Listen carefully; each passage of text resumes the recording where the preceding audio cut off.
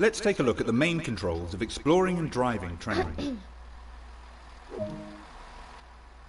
You've just been awarded some action points. These are displayed in the top right corner of the screen and count towards your overall experience. It is necessary to be fully observant of the surrounding world. Practice by looking up.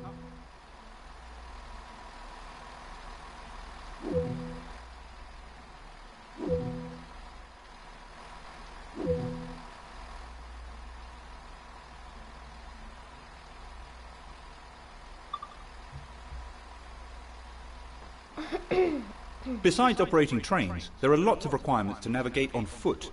Try moving around now. A blue marker indicates that an objective requires action. Walk over to the highlighted marker to complete this objective. This is one of many interactives to be discovered, but not all of them will be as easy to find as this one. Head over to the indicated train doors to learn more about interaction. Some doors need to be manually opened to gain access.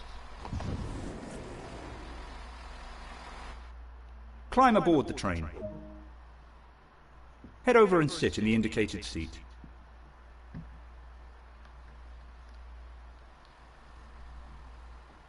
You can pause the game at any...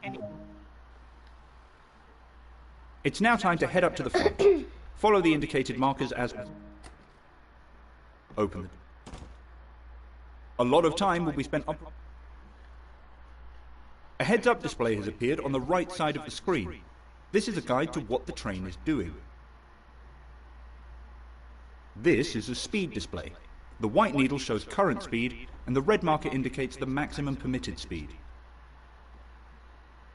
This is a direction display.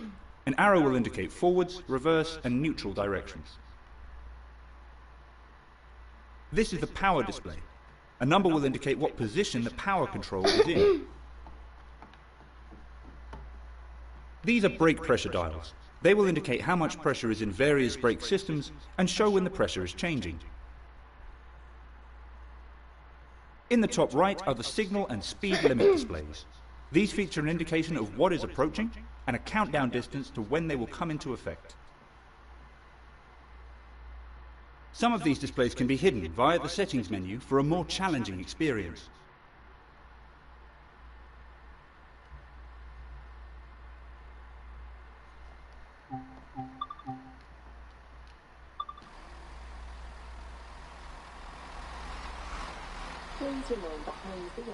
This train is ready to go. Pull the indicated handle all the way back to get moving.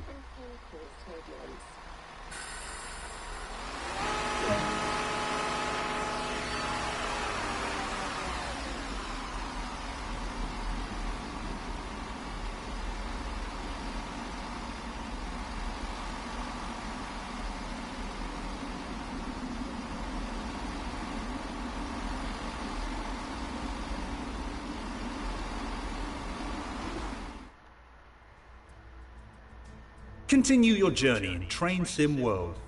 Take part in training designed to teach you how to operate on the railway. Engage in scenarios that will present challenges and enhance your skills. Dive into a full timetable on the railway. Whether you're driving, riding, or watching trains, you have the freedom of the line. Each route has a set of jobs such as posters to place or fences to fix. Find them all and complete the job list for each route. Welcome to Train Sim World.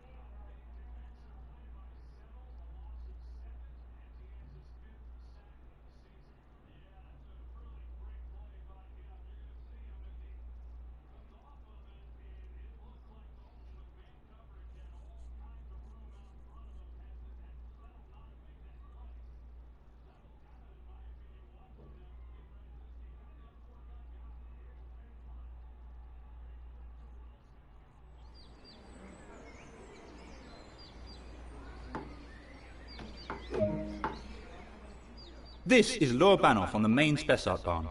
Follow the markers through the subway to catch the train.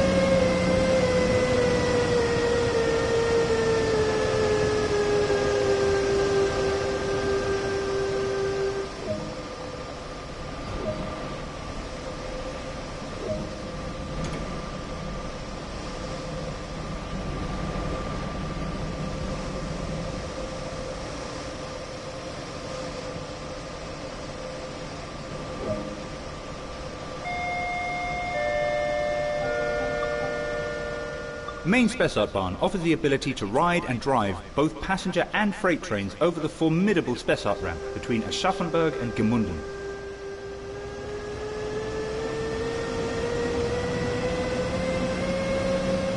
You are currently riding in a double-deck coach being hauled by a BR 146.2 electric locomotive. Double-deck coaches have been operating in Germany since the 1970s to boost capacity.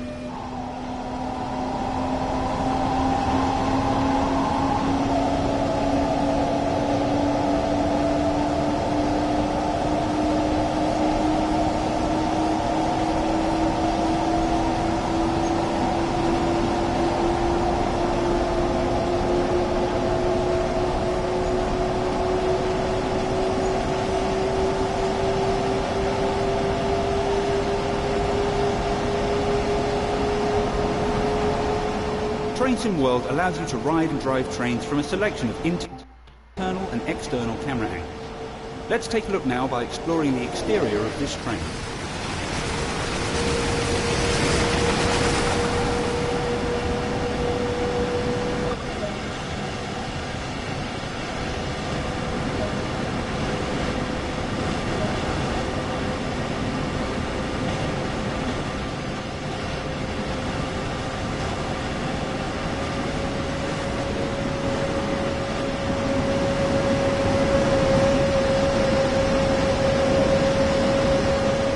Other internal and external camera views are available to be explored.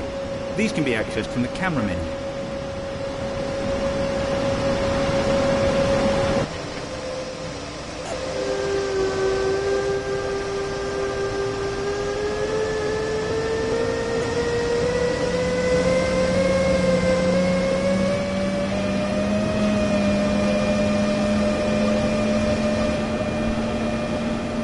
You've only travelled a short distance here, so let's take a look at what else there is to enjoy. Welcome to Bavaria, and one of the busiest freight railways in Germany. Start your journey at Aschaffenburg, at the head of either a passenger or freight train. Operate special banking locomotives out of Laufach station. Drive through beautiful hills and up the grueling 2.1% gradient of the Spessart ramp. Arrive at the summit of Heigenbrücken, a station which has now passed into history, and then descend to the eastern limit of Gmunden am Main. As you travel, be sure to repair any damaged fencing, place route maps, clear fallen logs, and add safety cones to any dangers at the station. Welcome to Main Spessartbahn.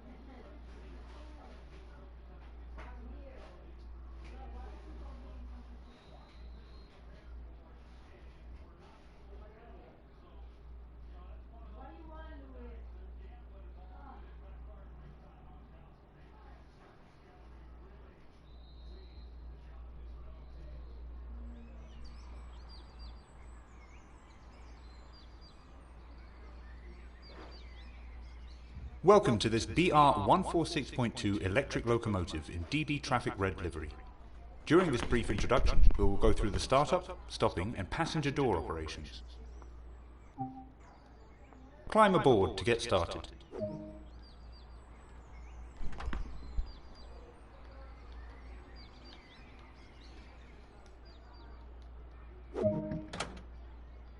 The battery will power up the control desk and allow you to interact with it.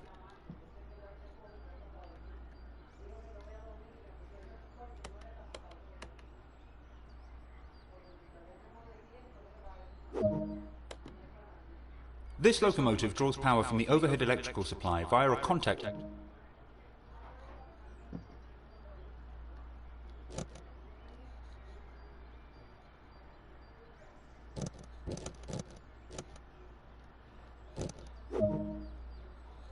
A lot of your time will be spent in the driver's seat. To get the locomotive up and running, set the master switch.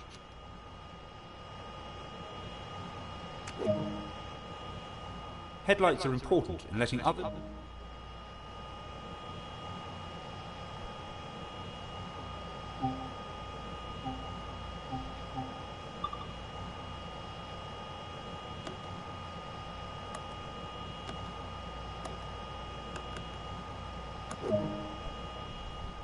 Now activate the pantograph so that it raises up and makes contact with the overhead catenary. The locomotive is now ready to be energized. This is controlled by the main circuit breaker. Use the master switch to determine the direction. Give a quick glance of the platform to ensure all is safe, and then unlock the doors.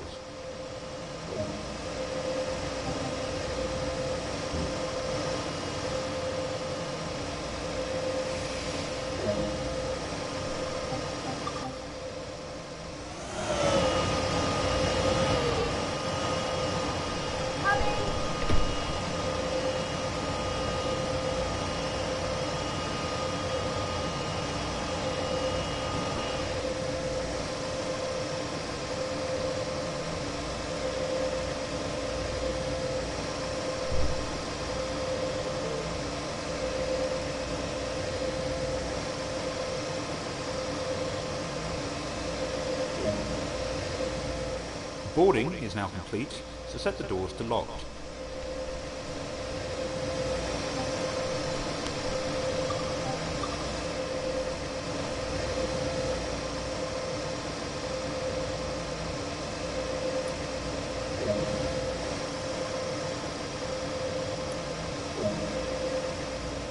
When stopped for longer periods of time, or when leaving the cab, a parking brake is engaged. We'll need to ensure that this is released in order to get moving.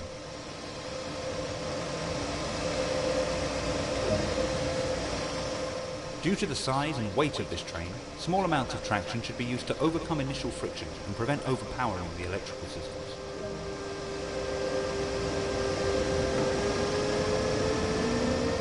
Now we're rolling, we can apply more power, and focus can be diverted towards achieving a desired speed.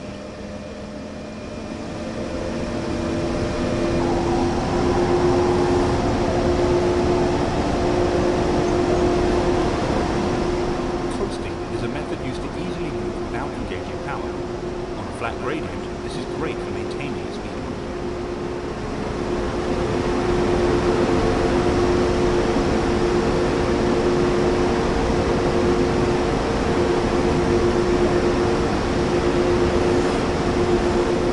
There's a short distance between here and your next stop, so be sure to manage the train to prevent overspeeding.